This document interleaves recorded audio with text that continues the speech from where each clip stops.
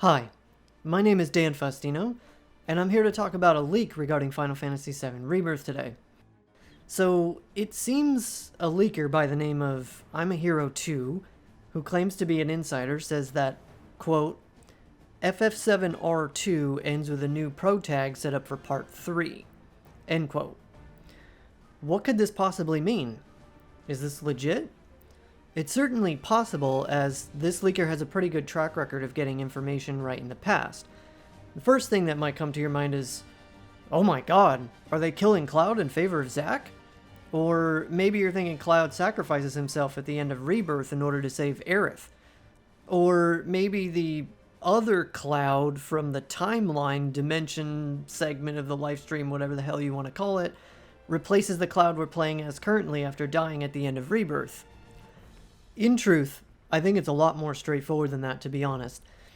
First off, Part 1 of Final Fantasy VII Remake went balls to the walls with the shock value battling Sephiroth at the end, the Arbiters of Fate destroyed, and especially Zack actually living. And I suspect they will do something similar at the end of Rebirth, which will entice all of us old gamers to start creating bingo cards, speculating and theorizing which direction the story will take for Part 3, and then when our bingo board doesn't match up, we'll just claim it's a bad game and rationalize all the ways in which the story is worse than the original, but I digress. If you played the original game, then you probably remember on Disc 2, Cloud goes into a coma, and for a period of time he's no longer playable. The other characters take the lead for a while, most prominently Tifa and Cid, until eventually Tifa dives into the livestream and awakens Cloud from his coma. Considering the story is going much more in depth this time around, I've been wondering how they'll handle this, since it's likely to be a chunk of Part 3, and if they stretch it out too long, it might kinda suck not having Cloud for such a large chunk of the game. I personally think that may be just one reason they're introducing Zack early, as there could be playable segments with him to fill the void without a playable Cloud character.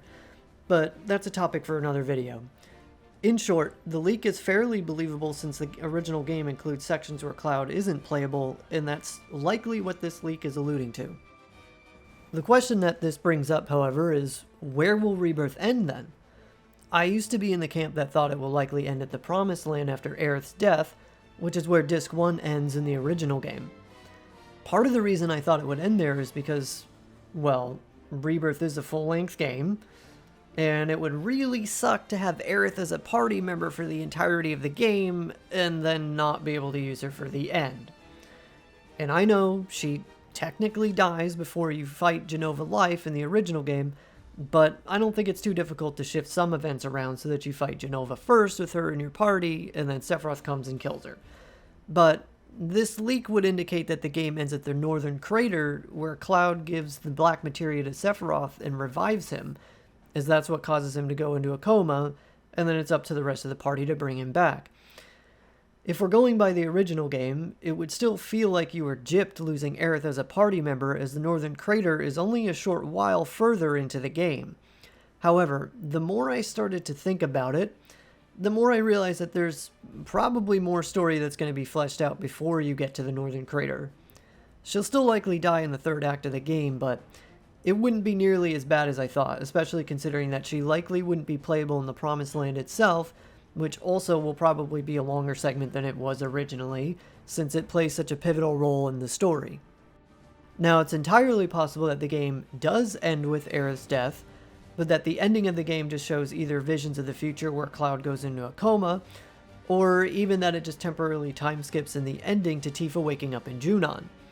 If they go in that direction, they could make the Junon section of Disc 2 a prologue chapter, or Chapter 1 in Part 3, and then retroactively go back and fill the player in with the whole situation that went down in Chapter 2. The reason I don't think that's the case is because of the title of this game. The title is Rebirth.